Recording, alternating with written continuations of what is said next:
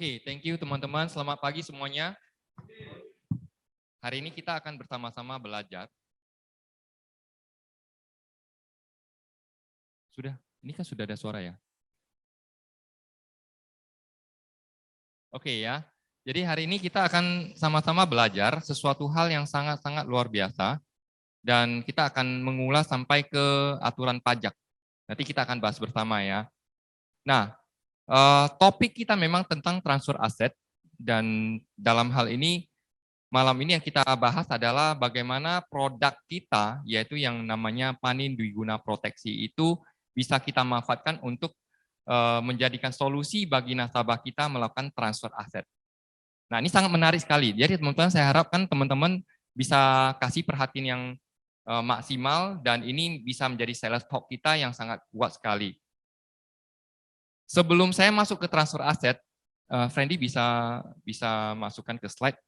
Saya akan bawa dari depan dulu karena saya tahu, saya lihat nih ada beberapa teman yang mungkin terhadap yang namanya Panin Dwiguna Proteksi itu masih kurang jelas. Dan sekaligus saya juga mengambil kesempatan ini, saya akan membawa teman-teman ke satu presentasi yang sebenarnya sangat-sangat simple ya teman-teman, yang bisa membawa Anda ketika ketemu dengan nasabah itu bisa open mind nasabah Anda, kenapa dia harus beli PDP.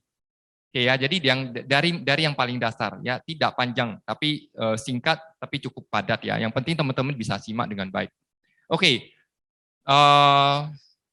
Nah, kita ketika bicara alokasi aset, kita bicara soal bagaimana penempatan dana yang kita miliki, maka kita akan mulai bicara dari kalau orang saving itu dari return dari bunga yang paling rendah itu apa?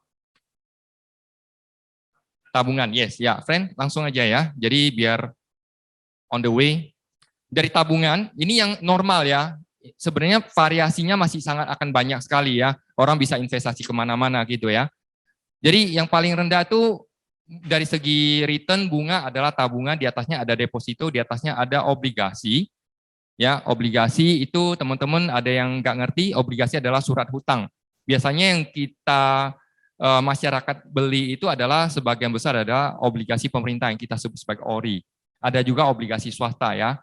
Nah, di atas obligasi itu ada yang namanya reksadana. Kemudian di atas reksadana itu orang bisa berinvestasi di saham. Nah, kemudian di atas saham itu kalau orang mau betul-betul mau dapat uang lebih banyak, orang pasti berbisnis. Nah, variasinya masih bisa banyak, orang bisa tanya, kalau saya beli properti ada di mana, saya beli emas, ya lebih kurang kalau emas, properti itu antara di saham dan di bisnis ya. Oke, nah sekarang kita kita melihat positioning daripada Panin Dwiguna Proteksi itu ada di mana.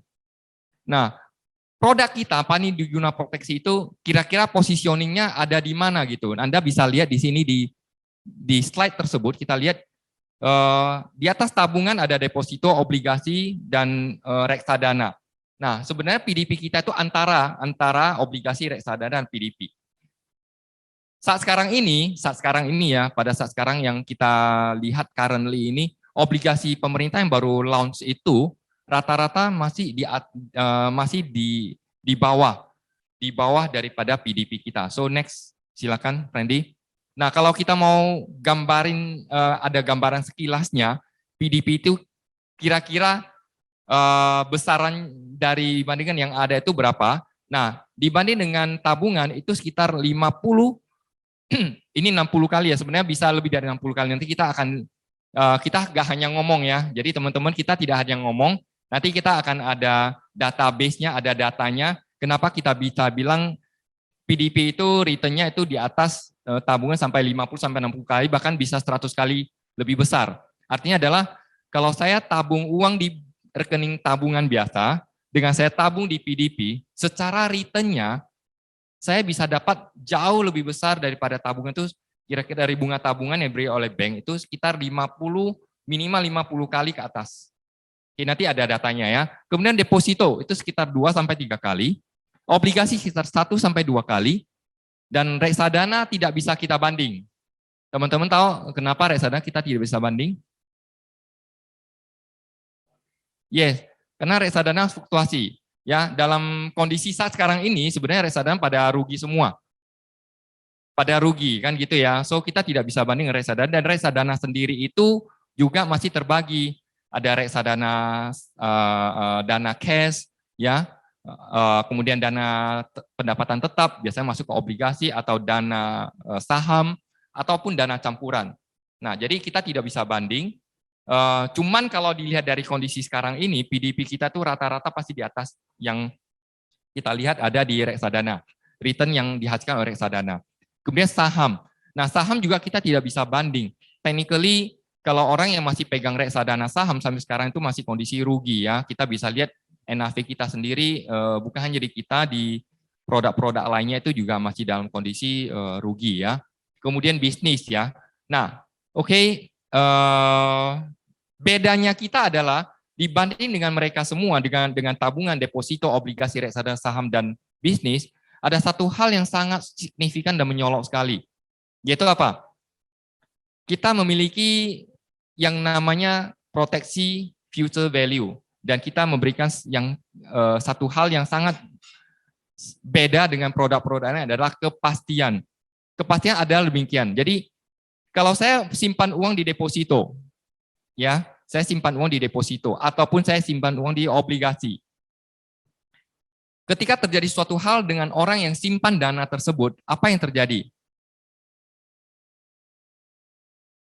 Ahli waris bagaimana? Ahli waris akan ke bank untuk cairkan dananya kan gitu ya.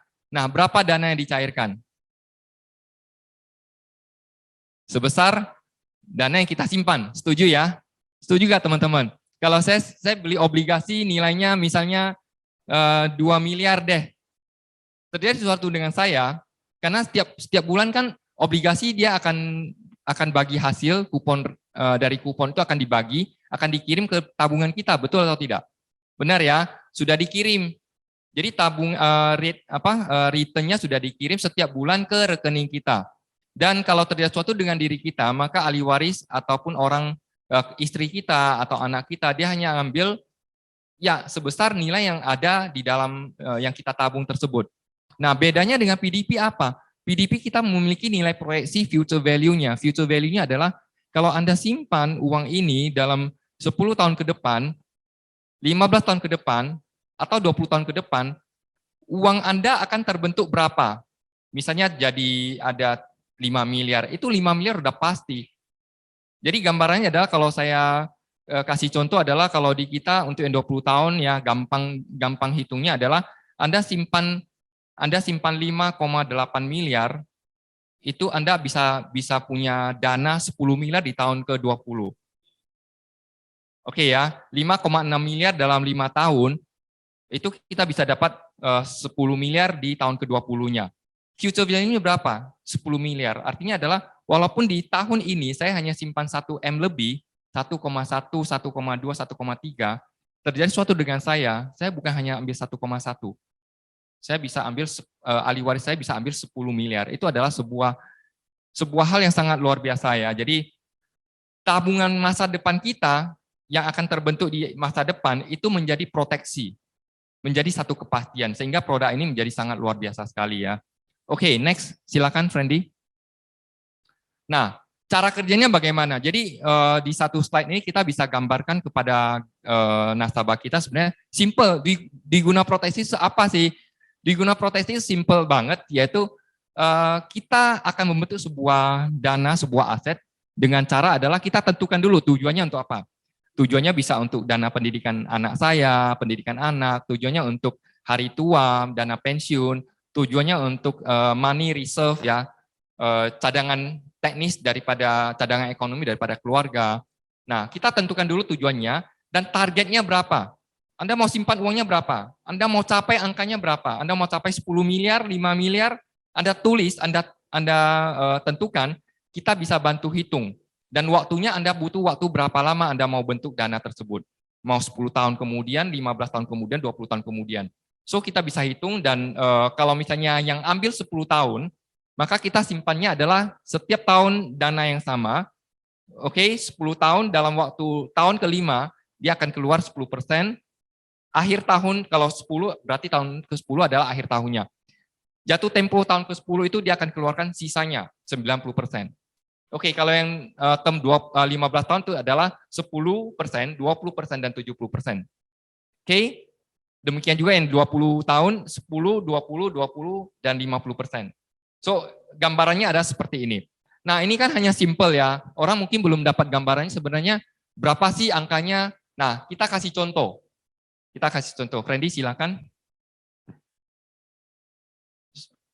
Oke, stop dulu. Nah, jadi kalau yang tadi saya bilang money reserve itu adalah sebuah konsep yang dimana sebenarnya setiap orang ketika sudah memiliki pendapatan, dia harus lakukan hal tersebut. Dia harus melakukan cadangan, harus menyimpan untuk sesuatu hal. Jadi gini, teman-teman, konsepnya adalah gini, kita betapa pandai pun kita mengolah dana kita, bagaimanapun kita pandai berbisnis, mencari uang, kita harus selalu ingat kita perlu yang namanya cadangan. Jadi sepandai-pandai kita mengolah dana kita harus selalu punya satu dana yang kita simpan itu sudah pasti, yang sifatnya itu kita tidak tahu, suatu hari nanti mungkin kita bakal pakai. Saya akan sharing juga nanti berapa kisah nyata daripada teman-teman dan orang-orang dekat saya yang mengalami hal tersebut, dan sayangnya dulu kita belum memiliki produk tersebut. Dan manfaatnya itu luar biasa. Kalau seandainya itu terjadi, maka kita baru mengerti kenapa orang perlu reserve money, perlu mengalokasikan dananya sebagai dana cadangan. Nah, let's say ini contoh saja, ini contoh, seseorang dia mau, gambarannya adalah dia mau reserve money sebesar 100 miliar, ya ini angkanya memang angka besar, gak apa-apa kita belajar, 100 miliar. Biasanya orang akan bisa melakukan prediksi masa produktif dia, ya, dan dia bisa hitung kemampuan dia produksi cari uang itu berapa lama. Kalau kita bicara 10 tahun, oh belum tahu 10 tahun itu bisa terjadi apa. 20 tahun apalagi kan gitu ya. Tapi kalau kita bicara 5 tahun, orang punya gambaran. Setidaknya dia memang tidak ada yang pasti 5 tahun ke depan bisa terjadi apa. Tapi kalau 5 tahun dia masih ada gambaran, oke 5 tahun, saya sekarang usia 30, saya sekarang 40 sampai ke 5 tahun ke depan 50, oke lah masih produktif kok saya. So, gunakanlah masa produktif Anda di usia Anda kapanpun. Jadi jangan tunggu ya, jangan tunda. Anda sudah mulai lakukan yang namanya reserve. Nah, dalam hal ini kalau misalnya angka yang mau dicapai adalah 100 miliar, dia perlu reserve berapa? Pertanyaan kan gitu ya. Saya perlu reserve berapa? Maka angkanya akan keluar, silakan, sekitar 11,6 miliar per tahun. Oke, saya perlu reserve setiap tahun 11,6 miliar setiap tahun selama 5 tahun. Jadi cukup 5 tahun aja. Kenapa kita desain produknya seperti itu? Karena memang 5 tahun itu masih bisa kita ada gambarannya gitu. Di mana saya masih produktif atau bagaimana kemampuan saya sampai di mana kita ukur, dan ini otomatis ukuran masing-masing orang beda ya. Namanya kalau kita aja baju size setiap orang berbeda. Kita sesuaikan dengan kondisi dia. Jadi ini hanya contoh angka ya. Maka apa yang terjadi adalah setiap tahun dia setor 11,6, dia simpan reserve 11,6 miliar, total dana yang dia sudah kumpulkan itu sekitar 58 miliar, dan kita akan tambahkan dan ini sifatnya pasti 42 miliar, sehingga total dana yang dia bisa ambil kemudian dalam hal ini adalah yang dia tentukan adalah 20 tahun, itu adalah sebesar 100 miliar udah pasti. Artinya adalah apa? Terjadi apapun, ini angka sudah pasti akan terjadi. Misalnya kalau, oke, next sekaligus ya. Nah, secara prinsip, cara kerjanya bagaimana? Cara kerjanya simple. Ketika seorang dalam 5 tahun ini dia sudah store, tahun pertama, tahun kedua, tahun ketiga, keempat, kelima, dia sudah store selesai, maka dia sudah bisa santai. Nah, ini setelah tahun kelima, itu ada gambarnya orang sudah santai. Kenapa? Karena pada saat itu dia tidak perlu pusing apa-apa lagi. Uanglah yang bekerja untuk dia. Kita menggunakan uang dia bekerja untuk dia. Kita bekerja untuk dia. Nah, 5 tahun kemudian, akhir tahun kelima, kita akan balikin uangnya berapa? 10 miliar. Oke, dari dana yang dia store setiap tahun 11,6 miliar, total sudah ada 56 miliar. Tahun ke-10 kita akan balikin ke dia berapa? 10 miliar ya. Jadi kalau gambaran awam ya, gambaran awam, dia sudah kasih kita 58 miliar, kita balikin 10 miliar nih. Berarti dana dia masih ada berapa? 48 miliar kan gitu ya. 48 miliar tuh dia tidak perlu bekerja, dia santai aja, kita kerjakan lagi, kita bekerja untuk dia, uang ini bekerja untuk dia. Oke. Tahun ke-10 kita cairkan lagi 20 miliar. Berarti dana dia tadi 48 miliar, dari cairkan lagi 20 miliar, tinggal berapa? Tinggal 28 miliar. Oke. Nah, 28 miliar itu dia tenang saja, kita akan bekerja lagi untuk dia, uang ini akan bekerja untuk dia. Ingat ya teman-teman, dia ada menarik uangnya. Sehingga ketika orang berpikir, oh, wah lama sekali, sebenarnya tidak. Karena setiap 5 tahun dia sudah akan keluar. 28 miliar yang tersisa tadi itu akan bekerja lagi untuk dia. Tahun ke-15, itu keluar lagi 20 miliar.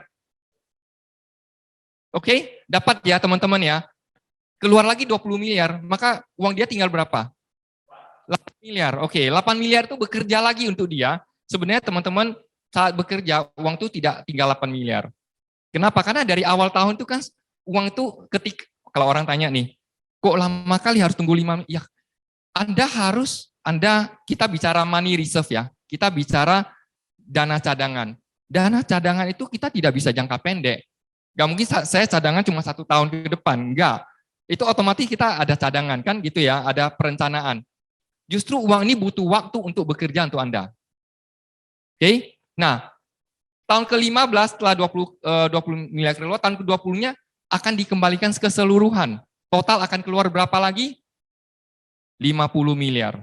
So total yang akan Anda terima semuanya itu plus semuanya total adalah berapa? 100 miliar. Nah teman-teman, skema ini ya, Friendly silakan. Sifatnya adalah pasti. Pasti ada artinya apa? Pasti terjadi gitu. Dan ini tidak akan bicara nanti kalau saham naik bagaimana ya? Kan nasabah pada takut sekarang dengan adanya produk unit link yang harga NAV itu naik turun. Ini tidak akan terjadi pada produk ini. Produk ini sudah sifatnya fix pasti. Ketika tahun ke-20 keluar 50-nya baru selesai, total dana 100 miliar ini sudah pasti didapati oleh nasabah, ditambah ya teman-teman. Selama dia mulai menabung awal tahun pertama, itu kita sudah memberikan sebuah jaminan garansi asset protection-nya, atau yang sebesar apa? Sebesar future value. Future value artinya nilai masa depan. Kan kalau saya simpan sekarang tahun pertama 11,6, itu kan kejadian 100 miliar saya ambil kembali semua itu kan di tahun ke-20. Itu sudah digaransi oleh perusahaan. Nah, ini kelebihan produk kita dibanding yang tidak ada gantinya, tidak bisa dibanding dengan produk-produk lain yang tadi saya bilang seperti deposito, tabungan, obligasi, reksadana, itu tidak akan ada seperti ini. Jadi ketika terjadi sesuatu dengan nasabah ini, dalam masa menabung tersebut, tahun pertama pun kalau dia hanya simpan 11,6 miliar, meninggal orangnya. Apa yang terjadi? Dia ahli warisnya tidak perlu tunggu lagi, ketika meninggal itu dia akan terima total dana yang akan terbentuk 100 miliar tersebut. Oke enggak produknya? Oke ya. Nah, dan asset protection ini bukan hanya bekerja selama 20 tahun ini, tidak hanya di awal tahun. Jadi artinya kalau misalnya nasabahnya sudah lewat nih masa simpanannya 56 miliar selama 5 tahun sudah selesai. Akhir tahun ke-5 dia udah ambil nih 10 M. Akhir tahun ke-10 dia sudah ambil 20 M, sudah ambil. Akhir tahun ke-15 dia juga sudah ambil 20 M. Berarti total dia sudah ambil berapa? 50 M dia sudah ambil. Tahun ke-16 tiba-tiba nasabahnya meninggal. Maka ahli waris tetap akan terima berapa? 100 M. Menarik ya teman-teman ya. Teman-teman kalau Anda tahu powerfulnya produk ini, ini hanya sebagian ya. Jadi sampai di sini masih hanya sebagian. Masih akan terjadi dispute. Dispute artinya orang akan, wah lama kali lah atau apalah, segala macam kan gitu ya. Tapi nanti di slide berikutnya, itu kita bisa dapatkan, ini produk undispute. Tidak bisa diperdebatkan. Kenapa? Ini produk yang memang sebenarnya betul-betul bisa menjadi solusi bagi setiap orang. Oke ya. Sampai di sini mengerti ya? Jadi gambaran PDP itu kita udah ngerti, dan teman-teman sekaligus saya memperkenalkan slide ini. Anda bisa pakai slide ini, tidak harus semuanya Anda gunakan pada saat Anda ketemu nasabah, ya. Anda boleh coret-coret juga, belajar coret-coret, atau setidaknya ini adalah guidance bagi Anda, teman-teman. Oke ya, Randy, next.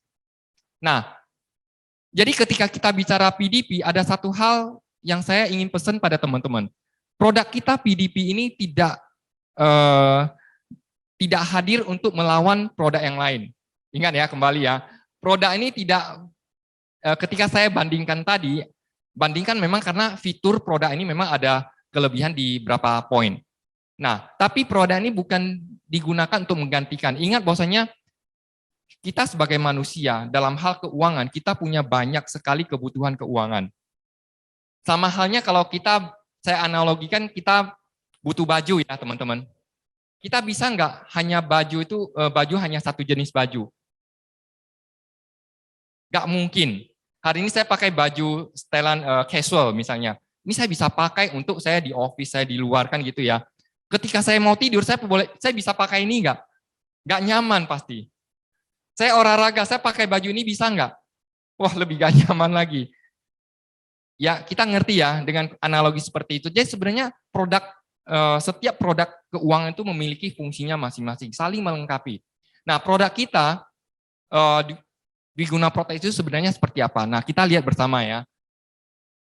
Setiap orang bekerja, bisnis, cari uang, atau dia jadi investor saham, memiliki saham di sebuah perusahaan, atau dia main saham atau apa, pokoknya orang cari uang. Nah, ketika orang cari uang dari dia berkarir, berbisnis, setiap orang kan pasti akan lakukan namanya, dia sudah dapat uang, dia akan simpan kan? Kemana dia simpan? Selama ini yang kita tahu adalah dia akan simpan di yang namanya tabungan, deposito, obligasi, reksadana, sebagainya.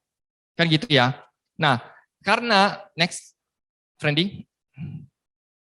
Nah, kita kan tadi sudah belajar nih, ada satu produk keuangan yang memiliki fitur yang lebih bagus ya, return yang lebih bagus. Ini lebih bagus nih di Guna Proteksi dari segi return ya, dibanding dengan produk-produk yang ada di sini. Nah, maka ketika kita sudah sadar, maka next ketika kita dapat uang lagi, bekerja, berbisnis, kita boleh dong. Boleh nggak? Saya sekarang ini saya mulai simpan di sini sedikit. Dari proses saya bekerja, saya berbisnis, uang itu selama ini saya simpan di sini boleh nggak? Saya mulai simpan di sini boleh nggak? Boleh. Kenapa enggak? I give you more. Saya kasih return yang lebih tinggi. Tentunya saya tidak minta Anda pindahkan semua, bukan ya. Nah, jadi saya bisa nggak boleh simpan di sini? Boleh. Boleh nggak sebagian daripada deposito saya, sebagian daripada reksadana saya, obligasi saya, yang selama ini ada 10M di sana, ada 5M di sini, saya pindahkan 2M saja di sini. Kenapa? Karena return-nya lebih bagus. Jadi ingat, kita tidak menggantikan. Ini kita, toh kamu juga ada rekening di sana cukup besar kan, pindahkan saja sedikit, sebagian Anda lihat dulu potensinya bagaimana. Kan gitu ya. Return ini pasti loh, dan ini sifatnya garansi. So, ketika dia masuk sebagian dari sini, oke. Pertanyaan adalah, nah ini di Guna Proteksi itu keuntungnya return-nya lebih tinggi, terukur teman-teman. Terukur itu bagaimana? So, kalau kita bicara terukur, saya kalau simpan uang di deposito, obligasi, saya bisa ukur nggak tahun ke depan, 10 tahun ke depan bisa dapat berapa? Nggak ada. Karena biasanya kita lakukan adalah kita simpan uang, kalau saya ada uang lebih ya baru saya simpan.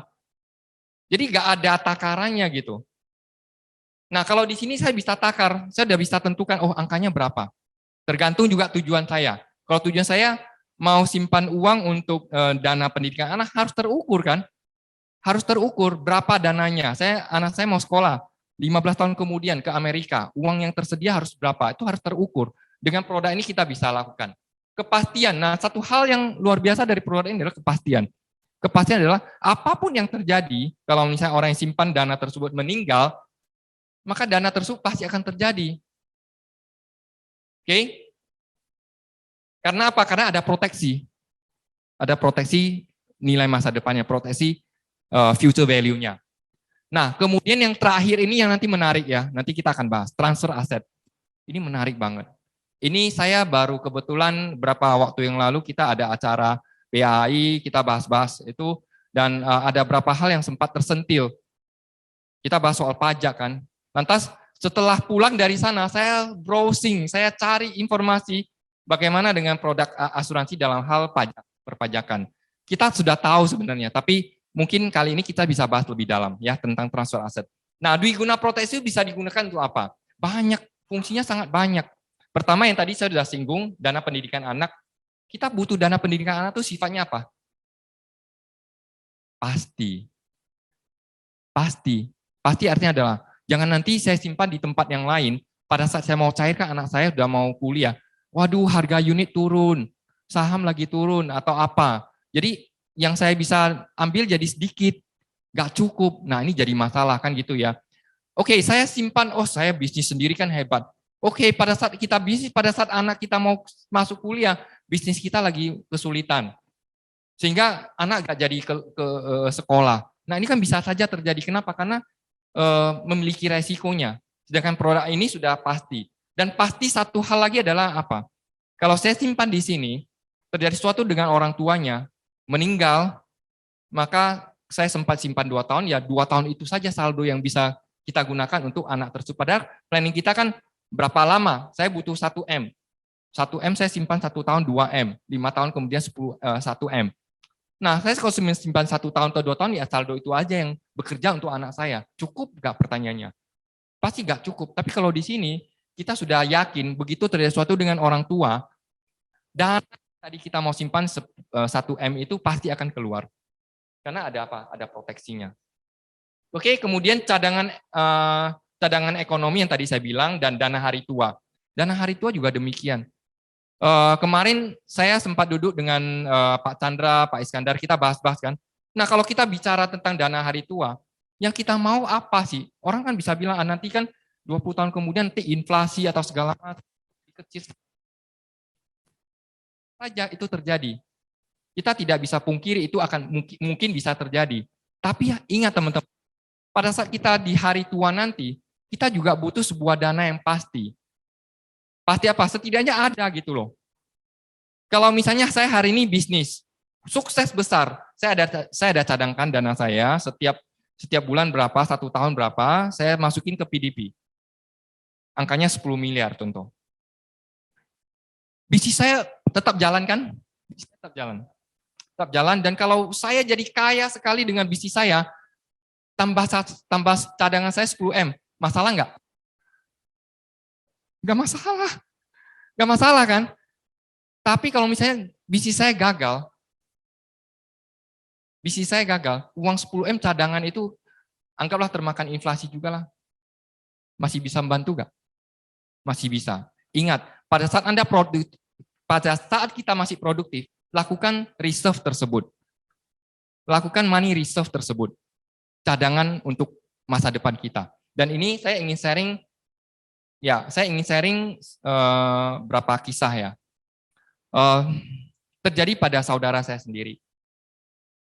Ya, dia dari nol bekerja di Jakarta, kemudian sekarang sempat menjadi sudah saya bilang masuk ke golongan konglomerat karena dia bisnisnya sudah bisa di properti, beli tanah, bangun kompleks dan segala macam, kemudian masuk di bisnis batu bara dan segala hal. Dan terakhir hari ini kondisi dia adalah minus. Bayangkan minus. Minus artinya apa? Hutang. Kok bisa? Namanya bisnis itu wajar sekali. Dan saya jumpai kasus seperti ini bukan hanya satu. Saat sekarang ini orang-orang terdekat saya yang saya jumpai sudah ada 4 orang seperti demikian. Apalagi saat pandemi saat sekarang ini ya, kita lihat banyak sekali orang yang berhasil, tapi banyak juga yang sangat menjadikan yaitu kondisinya jatuh. Seorang teman baik saya di Pekanbaru, bukan dia sendiri, tapi dia sendiri juga terimbas, karena itu masih dalam satu kalangan keluarga. Sangat sukses, dari nol juga mereka jadi supplier di perusahaan-perusahaan kertas di Pekanbaru, sukses dari nol, dia sudah punya properti sangat banyak, mobil mewah, tanah, segala macam. Dan dalam sekejap saja ketika ada masalah keuangan, kemudian dia juga sakit, ya. Terakhir apa yang terjadi? Habis semua sampai ya teman-teman, untuk bayar uang sekolah anak itu dia harus pinjam.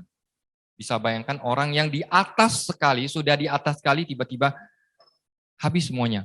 Bayangkan teman-teman, kalau seandainya dulu ada PDP, dan dia beli PDP ini, 15 tahun kemudian, 20 tahun kemudian, pada waktu itu, kalau bilang angka 10M, bagi dia kecil, bagi saudara saya itu juga kecil banget. Karena untuk beli mobil aja dia beli mobil aja dia beli waktu itu dia beli BMW yang seri 7 X7 ya. Itu harganya udah berapa? Waktu jual dia bilang nggak ada sampai setengahnya. Dia bilang pada waktu dia terlilit hutang di bank, tahu nggak 1 bulan dia harus bayar berapa? Seharga 1 Pajero. Setiap bulan hanya bayar bunga. Bayangkan berapa hutang yang dia miliki. Dan itu terimbas, tergulung-gulung pada saat sebelum kejadian saya sudah bilang, Anda harus cut. Aset yang ada harus sudah cut. Tapi apa boleh buat? Ya, banyak hal yang kita tidak bisa duga. Bayangkan kalau dia dari sebelumnya dia ada simpan PDP sebagai cadangan. Sampai sekarang apa yang terjadi? Kalau mencari terjadi suatu hal dengan bisnis dia pun ada cadangan, dia tidak harus sampai minus. So, ngerti ya teman-teman, kenapa produk ini sangat penting sekali. Dana hari tua ya, tadi kita udah bilang. Dan yang terakhir saya ingin bicara dengan transfer aset dan warisan yang bisa memberikan manfaat yang sangat efektif dan efisien. Oke, silakan, friend. Kita masuk ya. Jadi judul kita sebenarnya ini. Gak apa-apa itu pengantar di depan, teman-teman sudah terbuka apa itu PDP, karena kalau saya bilang PDP, saya bicara transfer aset langsung, banyak yang bingung ini. Ya, transfer aset. Nah, seorang bapak, ini biasanya kalau kita bicara ini, kita ketemu dengan nasabah yang kaya. Oke ya, jadi di dunia ini selalu ada masalah, di dalam kehidupan manusia itu selalu ada masalah. Masalah dengan uang pada manusia itu apa masalahnya? Ada dua masalah keuangan, dalam kehidupan manusia. Yes. Satu, ada orang yang kesulitan keuangan, bolui ya, nggak punya uang. Satu lagi adalah orang-orang yang terlalu banyak uang, itu jadi masalah loh. Jadi memang ya kalau kita pilihnya mau jadi punya masalah apa? Masalah kebanyakan uang ya. Teman-teman, masalah kebanyakan uang itu juga satu masalah yang sangat pusing, sangat ribet sekali. Jadi saya harap suatu hari Anda, teman-teman semuanya bisa punya masalah itu ya. Salah satu masalahnya adalah apa? Kalau saya punya uang yang sangat banyak di bank, saat saya mau transfer uang saya mau transfer aset saya kepada anak saya, jadi masalah enggak? Masalah itu teman-teman. Bagaimana transfernya secara fisik? Ya bisa lah. Saya transfer 10 miliar kepada Pak Ciko, bisa aja gitu. Masalahnya adalah anak saya kalau Pak Ciko dia mau catat secara legal, bukan secara fisik nih, secara legal, secara ketentuan yang benar, menjadi kekayaan dia itu bagaimana? Ini saya pernah ditanyakan oleh salah satu nasabah saya yang dia punya pabrik, ya. Dia tanya ke saya mau transfer uang saya ke anak saya itu gimana? Dalam kondisi saya masih hidup. Saya bilang kalau dalam kondisi benar asuransi bisa bantu. Tapi dengan kondisi adalah kalau klaim asuransi klaim meninggal. Ya saya nggak mau dong, saya meninggal saya baru dananya tuh keluar kepada anak diberikan pada anak saya. Kalau saya masih hidup bagaimana? Ya di sini ada ahli pajaknya juga ya Bu Rosni, nanti setelah ini kita akan boleh sesi tanya jawab juga ya. Jadi nanti Bu Rosni juga boleh koreksi saya kalau saya salah. Jadi kebingungan. Nah kalau Kalau aset yang lain seperti rumah, ya dia bisa kan balik nama aja. Balik nama, kemudian dia buat di SPT anaknya itu hibah dari orang tua, dan dia balik nama dia harus kena pajak. Kan gitu ya, pajak balik nama itu biasanya 5%. Saya nggak tahu sekarang apakah ada tambahan lain. Harusnya tidak ya, 5%. Dari nilai rumah. Itu rumah loh. Kalau misalnya anak saya ada 3, ya tiga ini saya buat aja pindah nama. Balik nama ke atasan nama. Itu karena barangnya ada sertifikatnya. Kalau uang gimana balik nama coba? Uang gimana? Uang saya ada 10 miliar, ada 3 anak, gimana balik nama? Selagi saya masih hidup, bisa nggak? Nggak bisa. Itu technically nggak bisa. So, jadi apa solusinya? Bagaimana supaya saya bisa transfer aset secara pencatatan itu bisa efektif, efisien, sekaligus juga mengurangi resiko terjadinya sengketa. Oke, kita buka ya teman-teman. Randy? Nah, ini ada di aturan pajak tahun 2008 ya, menyebutkan bahwasanya manfaat asuransi proteksi, manfaat asuransi yang bebas pajak ya, yaitu klaim yang termasuk dikecualikan objek pajak adalah pembayaran dari perusahaan asuransi kepada orang pribadi sehubungan dengan asuransi kesehatan. Oke, asuransi kesehatan jelas ya. Orang kalau masuk asuransi kesehatan, kalau bayar klaim, dia tidak akan dicas hasil pembayaran company itu kena pajak. Nggak akan. Ya, keluar 500 juta untuk rumah sakit. Ya udah 500 juta full. Oke, tidak akan dikenakan pajak. Asuransi kecelakaan, orang meninggal karena kecelakaan, nggak akan dibayar. Oh, Anda diterima asuransi kecelakaan, meninggal 500 juta, saya kenakan pajak. Nggak akan. Asuransi jiwa juga demikian. Nah, selama ini kita mainnya di sini. Begitu meninggal, ini penting ya, orang-orang kaya ini sebenarnya bisa memaafkan produk asuransi, terutama di asuransi jiwa. Beli asuransi jiwa yang sebesar-besarnya, sehingga pada saat Anda transfer dana tersebut pada anak Anda, dia sudah bisa catat itu di SPT dia sebagai harta dia, dan itu tidak dikenakan pajak. Kemudian asuransi apalagi? Asuransi diguna dan asuransi beasiswa. Nah, ada dispute ya teman-teman, tentunya ada dispute, yaitu barusan kan ada yang namanya Omnibus Law. Teman-teman pada dengar ya, Undang-Undang Cipta Kerja. Itu ada abu-abunya, ya, ada masalah abu-abunya. Kenapa? Karena ada tulisannya mungkin salah, mungkin kurang lengkap atau apa. Sekarang ini masih perdebatan antara AAJI dengan pihak perpajakan Indonesia, yaitu apa? Ada satu yang dia kurang tulis atau mungkin dikeluarkan, itu masih belum jelas, ya, yaitu asuransi kesehatan dia tulis tetap ada, asuransi kecelakaan, asuransi jiwa, dan asuransi beasiswa yang ini hilang. Tapi itu kita masih perlu dispute ya. Tapi saya mencoba untuk search di internet. Friendly bisa dibuka website yang tadi saya WhatsApp kirim ke Friendly. Nah, saya coba buka di, oke, ini langsung, ini kebetulan ada. Teman-teman kalau mau langsung googling ke https www.pajak.go.id/id objek PPH. Ini di websitenya DJP online pemerintah. Ya, jadi ini sumbernya sangat absolut ya, karena ini saya ambil dari websitenya Pajak Indonesia.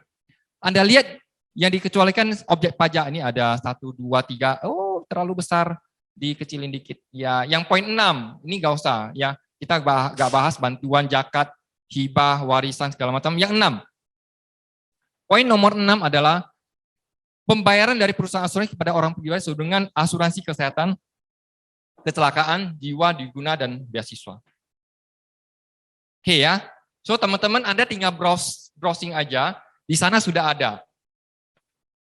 Nah, in case ya, katanya nih diguna akan dikeluarkan, karena seharusnya adalah yang dikenakan pajak itu adalah produk-produk seperti unit link, yang dimana kalau dia mendapatkan keuntungan itu akan akan ya katanya akan dari Omnibus Law itu akan dikenakan pajak, tapi ini masih pelaksanaannya masih belum sangat jelas sekali, kan gitu ya. Tapi kalau ini sudah jelas ini dari websitenya perpajakan Indonesia. Oke, ya silakan. Nah, jadi kesimpulannya apa? Kesimpulannya adalah sebenarnya produk dwiguna kita itu sangat berpotensi untuk membantu nasabah kita.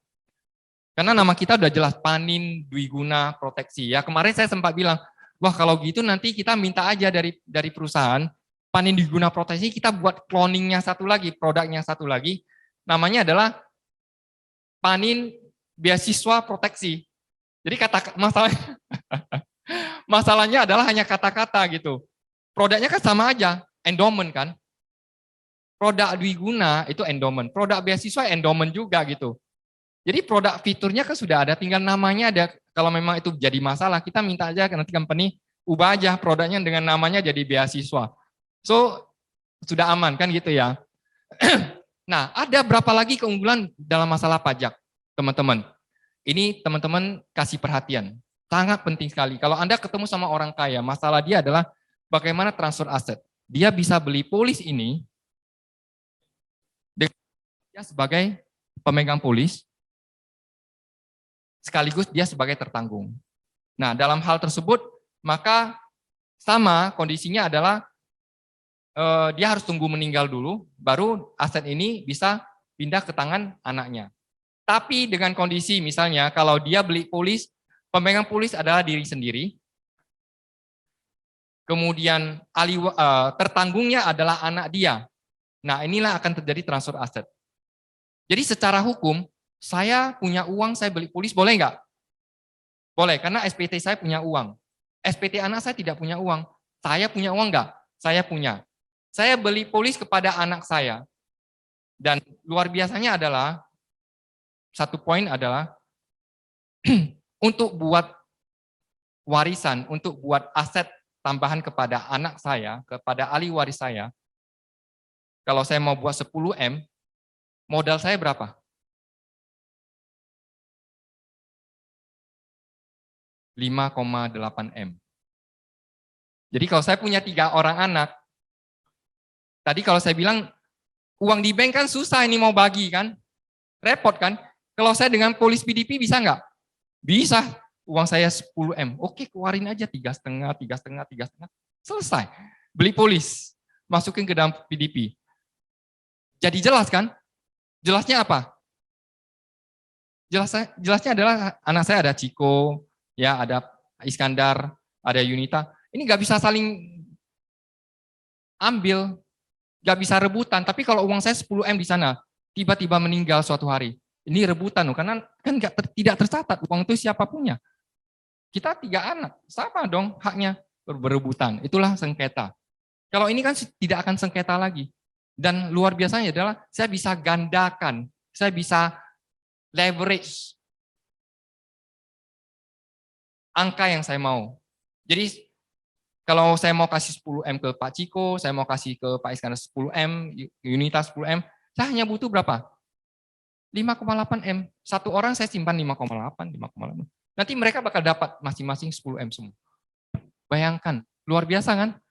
Dan secara pencatatan itu sudah jelas. Nanti pada saat mereka jatuh tempo, keluar uang, apalagi nanti waktu klaim, dia itu sudah keluar semua.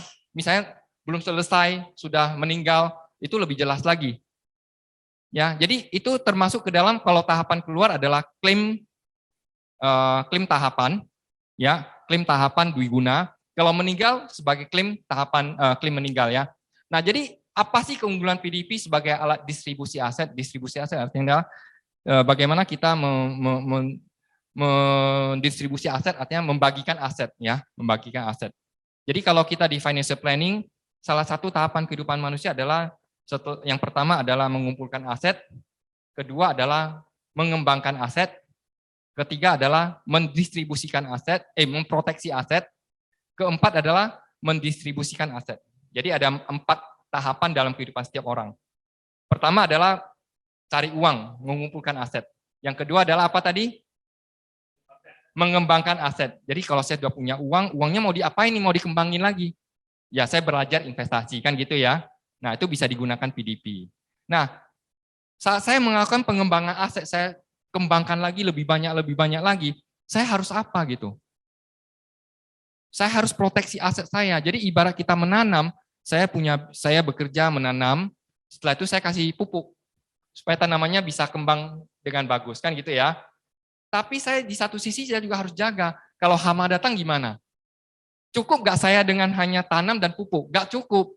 Harus ada proteksi kalau misalnya hama datang bagaimana, pestisidanya bagaimana, kemudian dijaga dengan apa gitu ya. Nah, itu adalah proteksi aset. Nah, setelah proteksi apa? Ya saatnya kan panen kan. Nah, saya sudah kayak nih. Ini uang saya mau apain? Banyak orang ya. Sebagian orang ya paling besar ya paling kasih ke orang tua, ke keluarga, ya, distribusikan. Wariskan, kita sebutkan sekali wariskan. Perencanaan di sini adalah perencanaan warisan, estate planning. Nah, tapi ada juga orang berpikir bagaimana uang saya itu distribusikan, dibagi-bagi. Ada orang yang tipikal filantropi, dia bagikan ke yayasan, dia bangun yayasan, kemudian dia lakukan kegiatan sosial. Bagaimana supaya ini jelas tidak menjadi sengketa dengan keluarga dia. Nah, dengan produk PDP ini akan sangat bantu. Nah, kita lihat apa keunggulannya. Pertama, return lebih tinggi. Udah pasti ya. Kedua, hasil pengembangannya bebas pajak. Nah, nanti kita belajar, teman-teman. Kalau saya taruh uang di deposito, berapapun bunganya itu kena pajak. Tabungan juga gitu, kena pajak. Reksadana kena pajak, kena. Semua kena pajak. Di sini tidak kena pajak. Jadi artinya adalah pada saat nanti perusahaan cairkan tahapan 10M, 20M, perusahaan tidak akan cas, oke 10M, potong ya pajak penghasilannya, jadi Anda terima tidak bulat 10M, enggak. Perusahaan akan kirim kepada kita 10M bulat. Tahun ke 10, 15, 20 bulat. Tahun ke 20, 50M bulat. Tidak dikenakan, tidak dipotong pajak. So itu luar biasa sekali ya. Oke, next. Warisan yang bebas pajak. Kenapa saya bilang ini salah satu adalah ketika dana ini kita berikan pada anak saya buat polisi atas nama Ciko. Saya pembina polis, saya buat atas nama Ciko. Ya udah. Ciko juga tidak harus bayar pajak balik nama segala macam. Dan biasanya sangat wajar sekali adalah ketika kalau orang pemegang polisnya meninggal, maka polis itu akan ganti pemegang polis. Dan secara otomatis itu ganti ke orang yang namanya ada di dalam. Tidak perlu harus ke kuasa hukum saya, bagaimana segala macam. Anda cukup datang ke perusahaan asuransi, ganti aja. So, tidak perlu kena pajak, nggak perlu kena pajak juga. Oke, next ya. Nah, ini warisan yang bebas biaya administrasi, biaya legal, nggak harus cari pengacara, nggak harus habis uang di pengadilan, sengketa, nanti yang satu rebut, habis uang di pengadilan. Jadi ini sangat jelas, perusahaan asuransi hanya melayani orang yang namanya ada di dalam polis, tertulis di polis.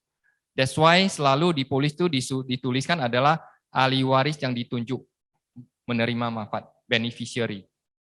Jadi bukan semua orang bisa ambil, hanya orang yang tercatat namanya di dalam polis itu berhak. Oke, jadi sangat jelas. Nah, transfer aset yang sangat jelas dan sesuai kebutuhan. Sesuai kebutuhan maksudnya adalah demikian.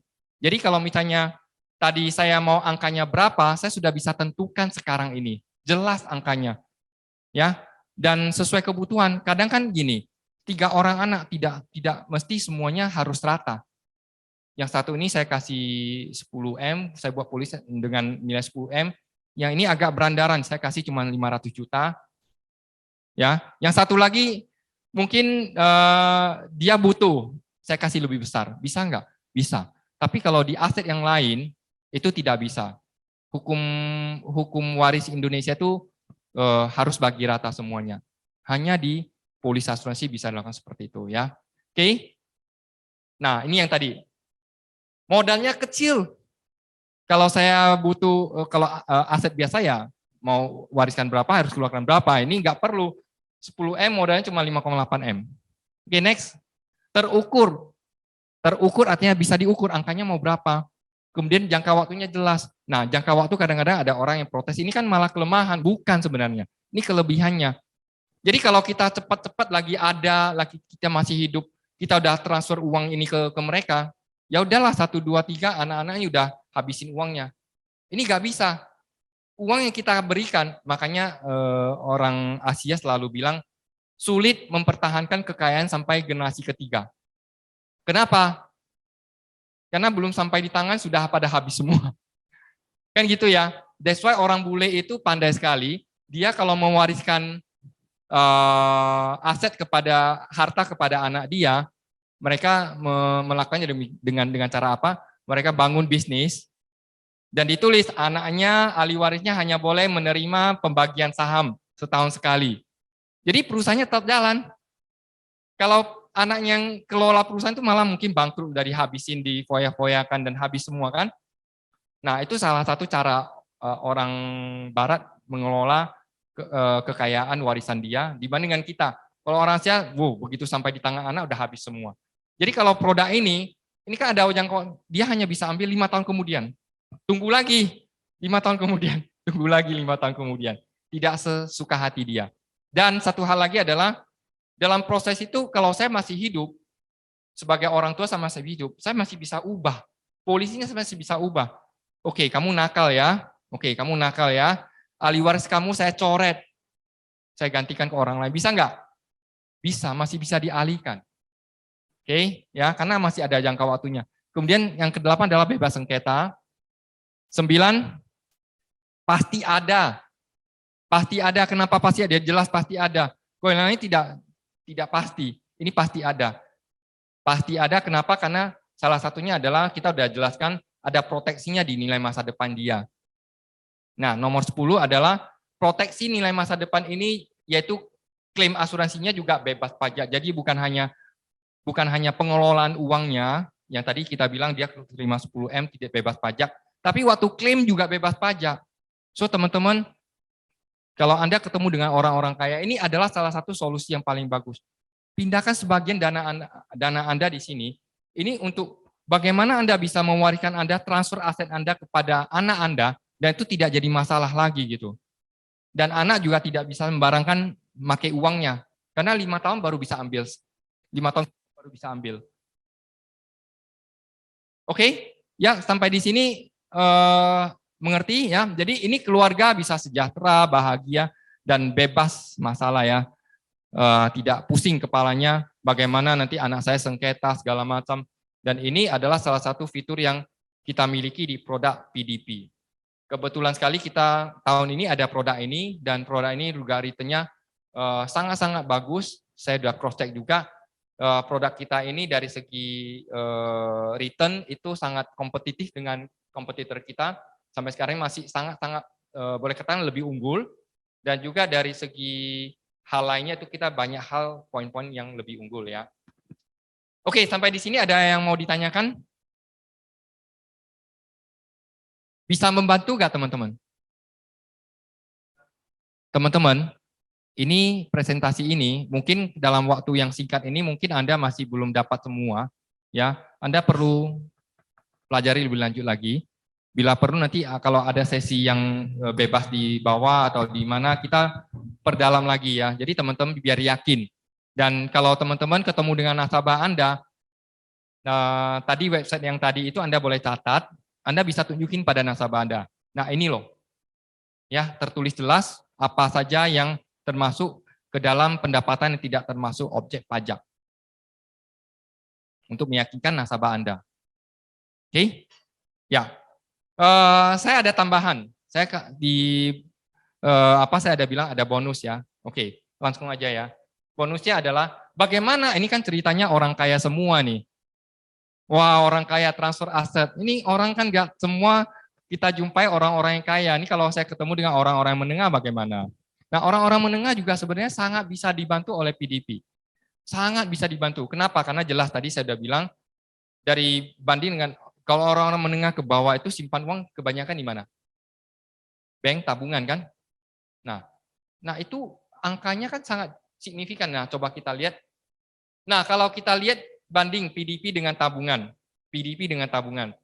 Kalau di tabungan kita simpan bunganya sudah kecil, kena pajak lagi, kena biaya administrasi lagi, kan gitu ya. Kita semua tahulah ini. Kalau ini kita semua tahu ya. Biaya apa? Gampang habis. Betul nggak? Simpan uang di bank, di rekening bank itu susah kali jadi besar uangnya. Gampang habis. Kenapa? Karena ATM bisa tarik, kartu kredit bisa gesek, kan gitu ya. Gampang habis, susah jadi besar. Dan satu hal lagi adalah kenapa nggak bisa besar? Karena tidak disiplin. Hari ini simpan berapa, besok udah tarik. Simpan berapa, besok udah tarik. Keunggulan PDP adalah pertama, bunganya di atas 50 kali. Kedua, bebas pajak. Nah, ini loh. Ini udah kecil kena pajak, ini tidak kena pajak.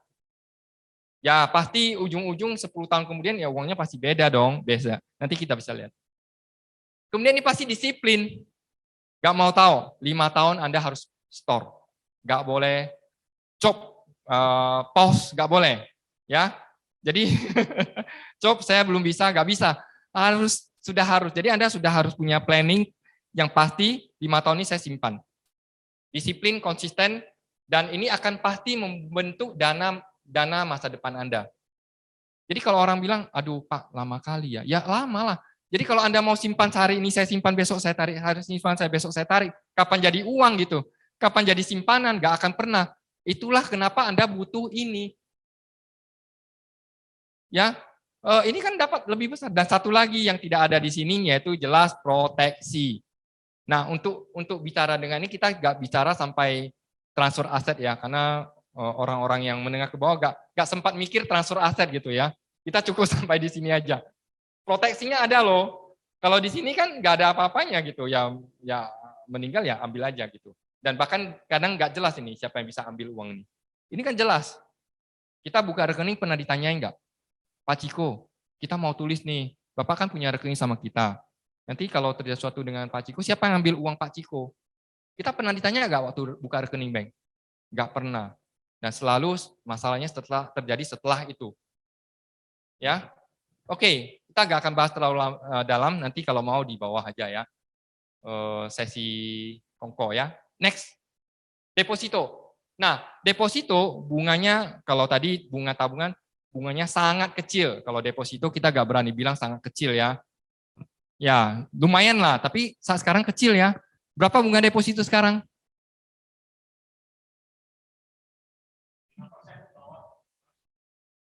2, sekian, 3%, gitu aja. So, banding dengan PDP kita, itu jauh banget. 2 kali, 3 kali lebih besar ya. Pajak, nah deposito kena pajak.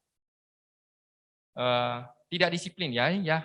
Deposito, ada yang rajin deposito secara disiplin, 1 bulan berapa, 1 bulan berapa, nggak ada ya. Saya nggak tahu di sini ada orang yang disiplin, mungkin bisa ya. Dulu ada agen Pak Ciko, Pak Peter itu dia katanya dia disiplin. Nah, biaya administrasi pasti kena ya. Jangka pendek biasanya nih kita tidak buat terlalu panjang ya. Diguna, return-nya lebih tinggi. Bebas pajak, bisa transfer aset. Disiplin dan konsisten, dana pasti untuk masa depan dan ada proteksinya. Oke ya. Next. PDP dengan obligasi. Nah, ini masalahnya ada yang tanya nih. PDP kita bisa untung gede. Emangnya kita taruh di mana? Bisa-bisa nanti Penin kuat gak? Ya, 58M jadi 100M. Untungnya 40 sekian M. Bisa nggak Panin bayar gitu? Emangnya Panin taruh di mana? Kan gitu ya. Nah, sebenarnya jujur produk kita PDP itu masuknya di mana? Obligasi juga. Jelas obligasi. Bedanya apa? Kalau perusahaan itu dia masuk di pasar yang primer, kita sudah masuk di pasar yang sekunder. Di tangan kita waktu kita beli obligasi itu dan di tangan keberapa, kan gitu ya. Kemudian perusahaan juga pada produk ini dia pasti sudah ambil, dia tidak ambil semua, dia pasti akan pilih obligasi-obligasi yang nilainya itu returnnya masih tinggi. Jadi supaya apa? Supaya ini bisa dibayarkan kepada nasabah. Sedangkan kadang-kadang kita pada masyarakat awam itu informasinya kan tidak terbuka lebar. Nah, kemudian apalagi membuat kenapa kita bisa lebih tinggi daripada obligasi yang biasa kalau kita beli obligasi sendiri.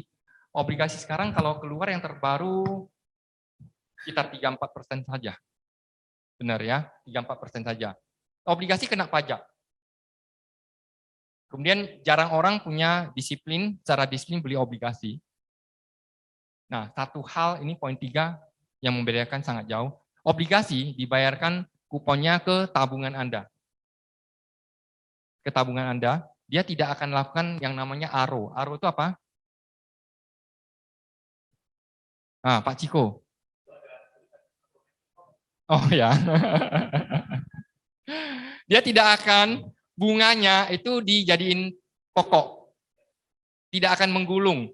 Kenapa? Karena setiap kali keluar kupon, dia transfer ke rekening Anda.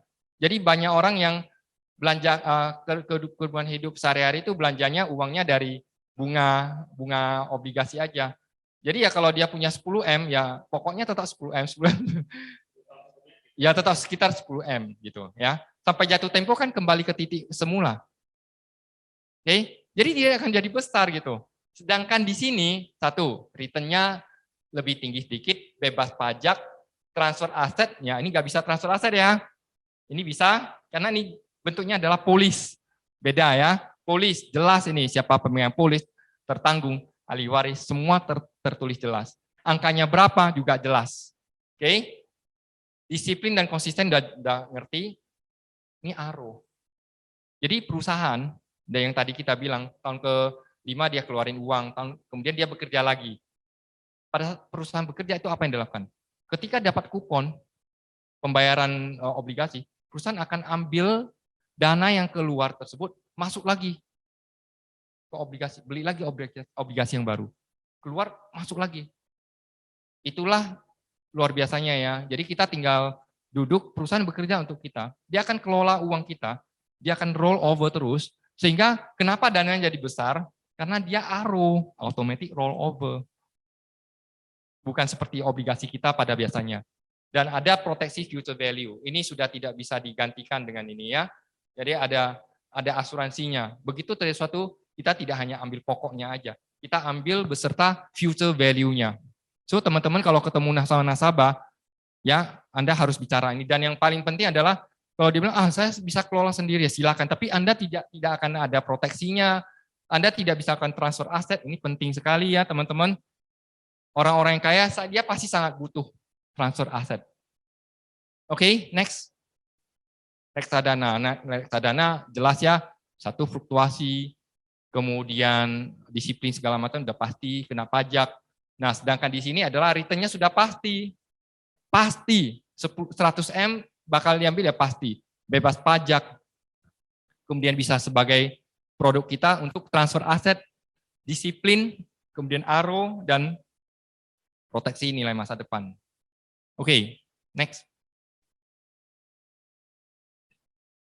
Ya, ini contohnya, Ini contoh. Jadi teman-teman kalau ketemu nasabah yang tadi yang besar, ini presentasi yang kecil ya. Nah, contoh masa produktif 5 tahun bisa diukur nggak? Bisa ya. Misalnya ini orang usia 25 tahun nih.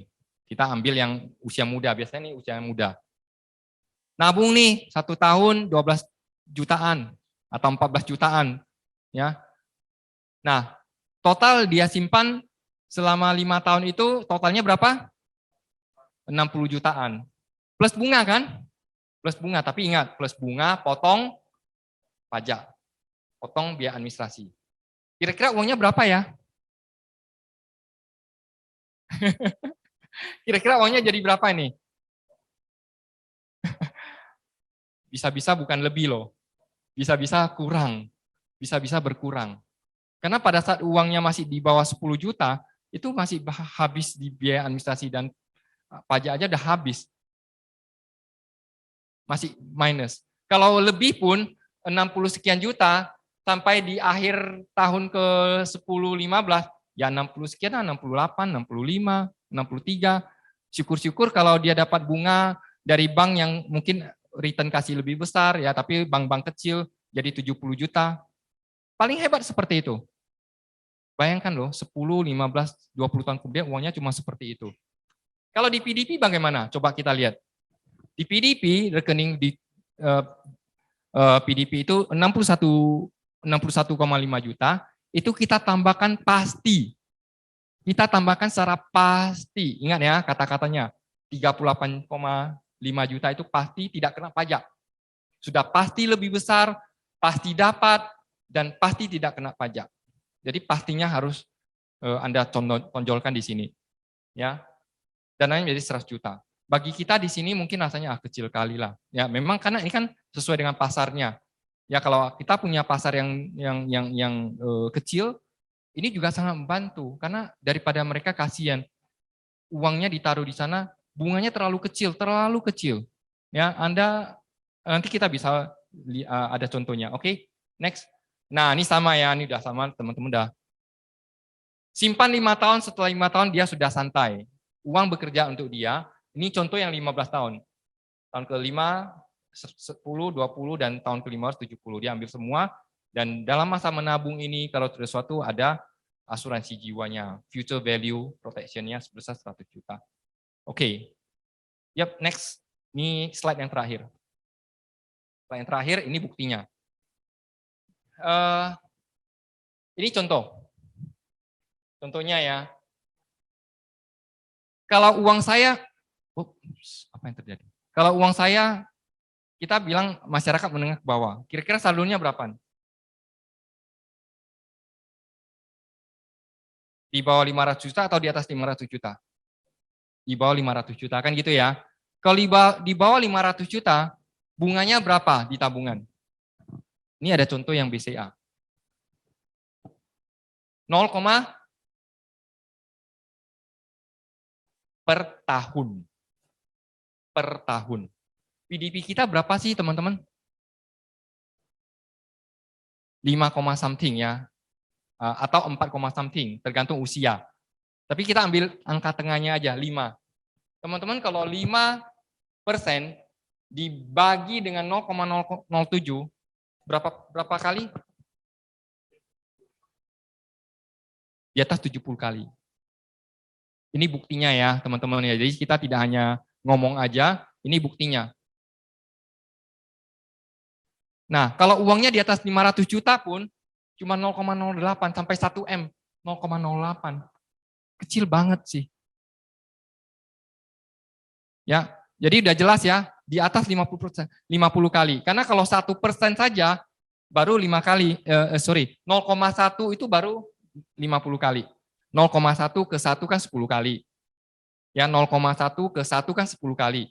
1 ke 5 kan 5 kali lagi kan, jadi total 50 kali. Ini kan di bawah 0,1, 0,07. Oke, sekarang kita lihat deposito. Deposito. Nah, ini deposito yang ada dari berapa bank. Kita ambil yang bank besar deh. BCA mana BCA? Kok nggak ada? Nah, ini BCA. 2%. Kita berapa? 5, sekian kan? Sekitar 2 kali lebih besar. Dan ini 2% masih kena pajak. Ini 0,07 masih kena, masih harus potong pajak, bukan dapat 0,07. 0,07 masih potong pajak dan harus kena biaya administrasi lagi. Dan biaya administrasi di BCA di berapa bank tuh gak kecil ya. 1 bulan bisa 15.000. Jadi bisa berapa saldonya baru bisa nutup. Kalau uangnya cuma 20 juta, 15 juta, kasihan ya. So teman-teman, produk PDP itu juga bisa membantu masyarakat menengah ke bawah. Dan nanti mungkin kita akan kembangkan lagi bagaimana cara presentasi kepada masyarakat yang menengah ke bawah, supaya ini juga kita bisa membantu para masyarakat yang memang dia dananya terbatas sekali. Oke? Senjata kita sudah ada, Anda tinggal ke lapangan. Bantu sebanyak mungkin masyarakat, baik yang menengah ke bawah ataupun yang menengah ke atas. Terutama kalau kita bicara ketemu dengan orang-orang menengah ke atas, kita bicara transfer aset itu pasti paling efektif. Itu efektif banget. Tidak bisa dispute lagi. Tidak bisa dibilang, oh nggak perlu. Karena ini kebutuhan. Orang-orang kaya butuh bagaimana uang dia bisa ditransfer. Oke, kita sampai di sini. Ada sebelum menutup, ada yang mau ditanyakan?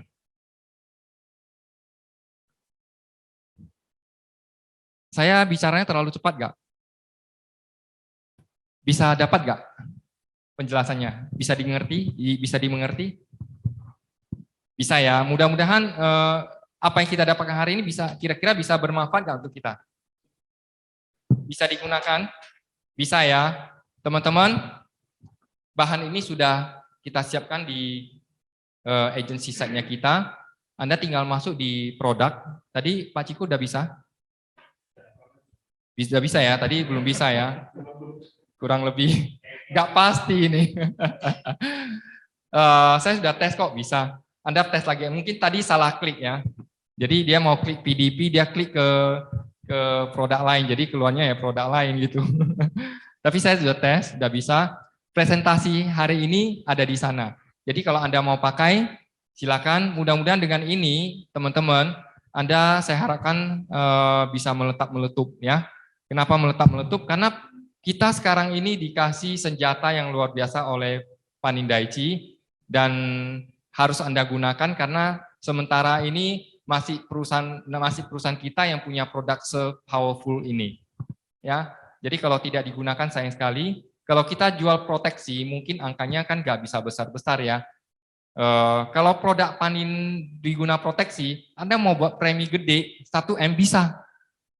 Kalau kita jual produk biasa 1M, wah kita ada pusing nih bagaimana buat proteksinya. Apalagi kalau bilang preminya 11M tadi, 11,6M. Kita kalau terima premi 11,6M, kita mau buat proteksi berapa coba? Pusing kita buatnya. Mau jual rumah sakit, gimana jual MBX dengan angka sebesar itu? Nggak mungkin ya. Ini adalah produk yang luar biasa. Oke, sampai di sini presentasi saya. Semoga bisa membantu teman-teman. Thank you.